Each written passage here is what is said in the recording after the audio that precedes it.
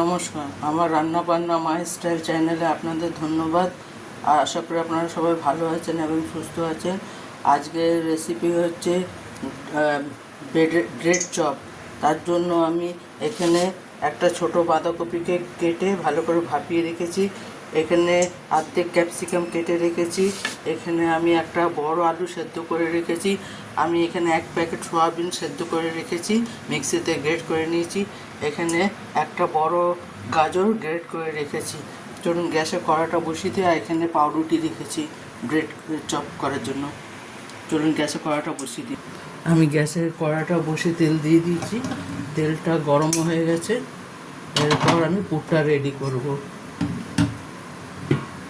তার জন্য আমি কড়াইয়ে তেল দিয়েছি, তাতে আমি একটু জিরের ফোড়ন দেব, গোটা জিরের ফোড়ন দেব। আপনারা চাইলে ফোড়ন দিতে পারেন, নাও দিতে পারেন। এরপর আমি ক্যাপসিকাম কুচিটা দেব। ক্যাপসিকামটা একটু ভাজা ভাজা হোক। ক্যাপসিকামটা একটু ভাজা ভাজা হয়েছে। এরপরে আমি গাজর দেব। গাজরটা আমি মেশিনে গ্রেট করে নিয়েছি।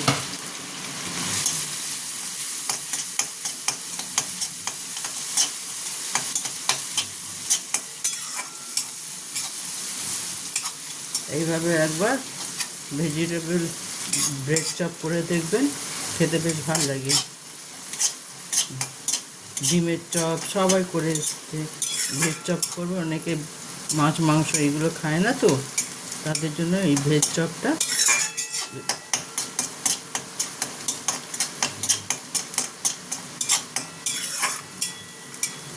এটাকে একটু ভালো মতন ভেজে নেব।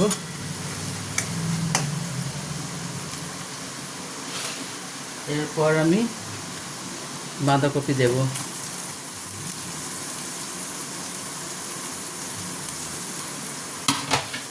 আমি এখন কোনো মশলা দিইনি। প্রথমে এইগুলো একটু ভেজে ভেজে নিচ্ছি, কারণ এইগুলো সেদ্ধ করেছে, এইগুলোতে জল আছে। তো এখানে আমি দারচিনির গুঁড়ো দেব,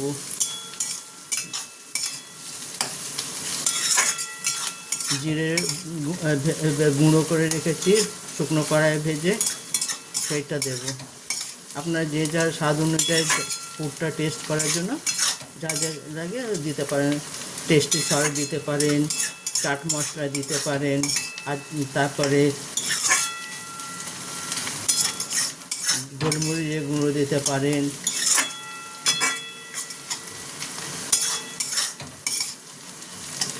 আমচুর দিতে পারেন।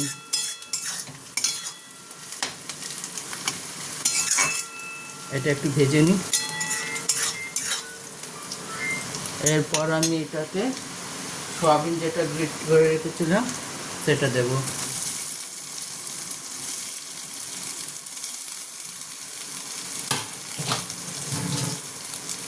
এটাকে ভালো মতন ভাজবো।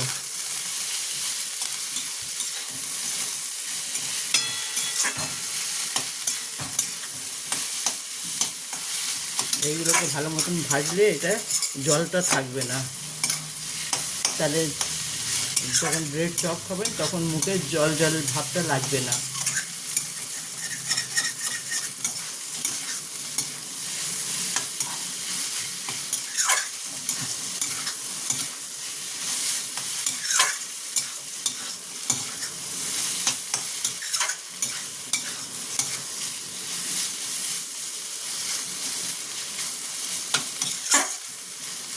পুরটা যত টেস্ট হবে, ব্রেড চপটা ততই টেস্টি হবে।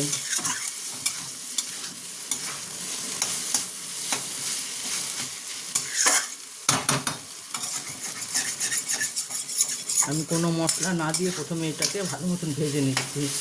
এই জলগুলো আমি শুকিয়ে নিচ্ছি।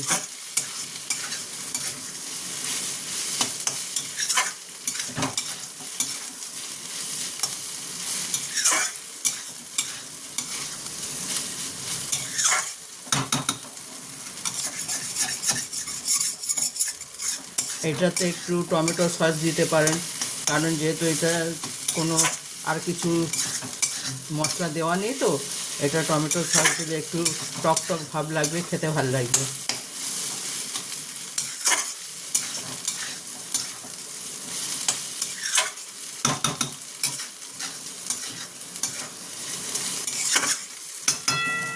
আমি এটা ভালো মতন ভেজে নিই। এরপর আমি এটাতে সেদ্ধ করা আলুটা দেব।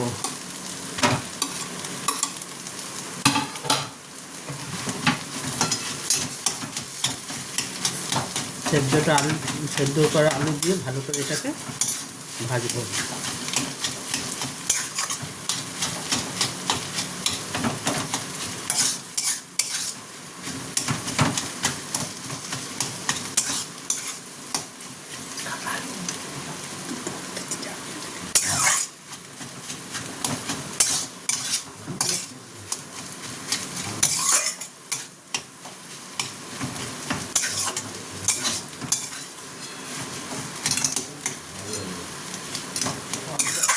এরপর আমি এটাতে নুন দেব।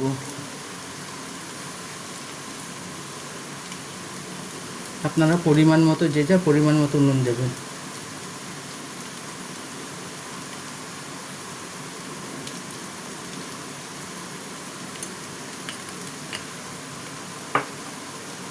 কারণ বেশি নুন দিলে নুন হয়ে যাবে।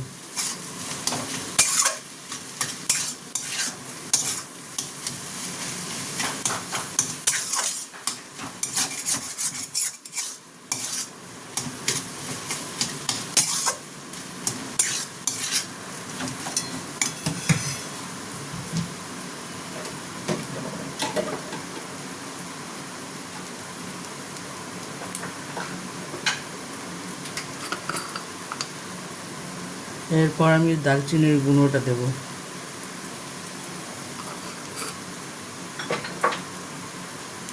দারচিনির গুঁড়ো দেওয়ার পরে তারপরে গোলমরিচের গুঁড়োটা দেব। আপনারা গুঁড়ো লঙ্কাও দিতে পারেন, কাঁচা লঙ্কা দিতে পারেন, আমি গোলমরিচের গুঁড়োটা দিচ্ছি।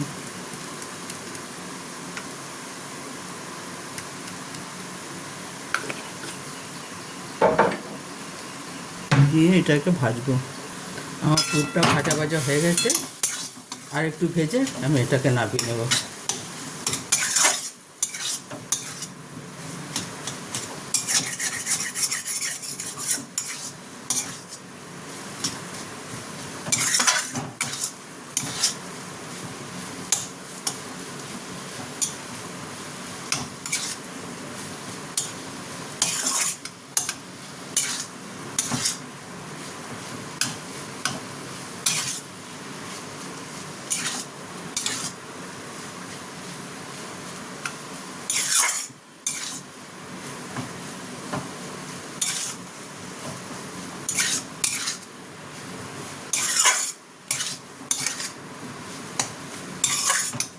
দেখুন আমার ভাজা ভাজা একেবারে হয়ে গেছে। এবার আমি এটাকে নামিয়ে নেব।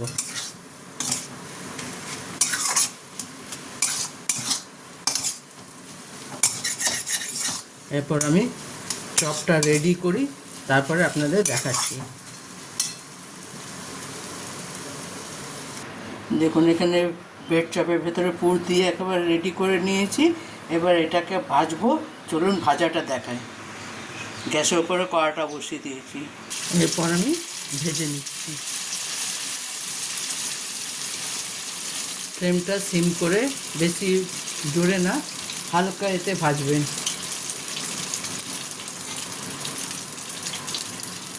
নাহলে তাড়াতাড়ি লাল হয়ে যাবে।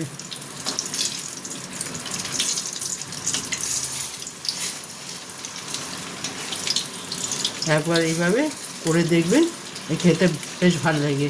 একটু টমেটোর সস নিয়ে নেবেন বা ধনেপাতা চাটনি, বেশ ভালো লাগে।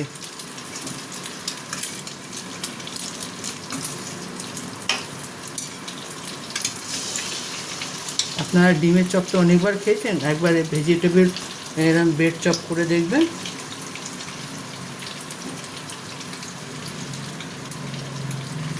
খেতে ভালো লাগবে।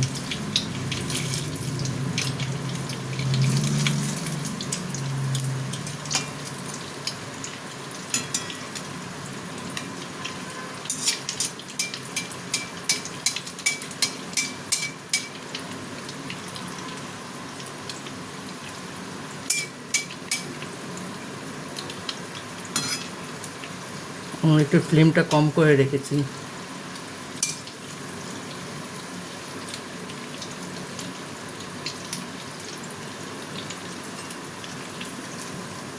নাহলে খুব তাড়াতাড়ি লাল হয়ে যাবে।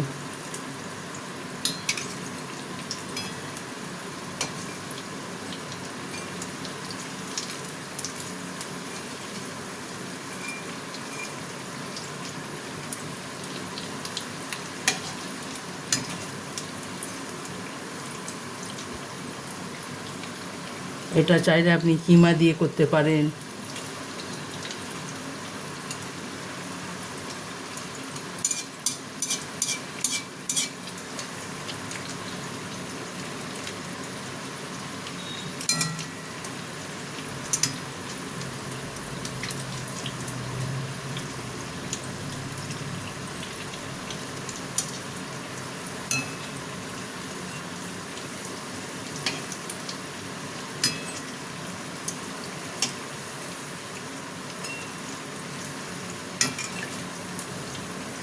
আমি ফ্লেমটা মিডিয়ামে রেখে আমি ভাজছি।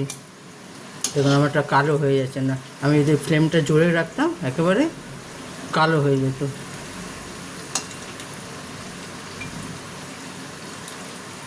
দেখুন আমার ভাজা হয়ে গেছে, এবার আমি এটা তুলে নেব।